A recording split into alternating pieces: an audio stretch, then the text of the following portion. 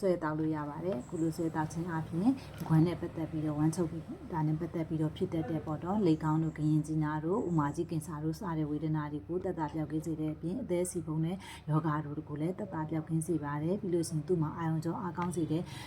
အဖက်ပါတဲ့အတွက်ကြောင့်မလို့အာယုံကြောကိုလည်းအကောင်းစေပြီးတော့အာယုံကြောကြောင့်ဖြစ်တတ်တဲ့ခေါင်းကျင်တာတို့လက်ကျင်တာတို့စတဲ့ယောဂဝေဒနာတွေကိုလည်းတက်တာပြောက်ကင်းစေပါတယ်ပြီးလို့ရှိရင်အထိုင်များပြီးတော့ဗိုက်ပူနေတဲ့သူတွေခန္ဓာကိုယ်ကအဆီတွေကိုလည်းကျစေပါတယ်ဒီဟာလေးကိုဆွဲတောက်ခြင်းအပြင်ဘေးထွက်ဆိုးကျိုးလုံးဝမရှိကြောင်းကိုလည်းထုတ်လို့သူကိုယ်တိုင်ကတရားရကိုင်းတော့အာမခံပေးထားပါတယ်အခုမှယူတဲ့အကိုကတော့ဖြင့်သူကငါး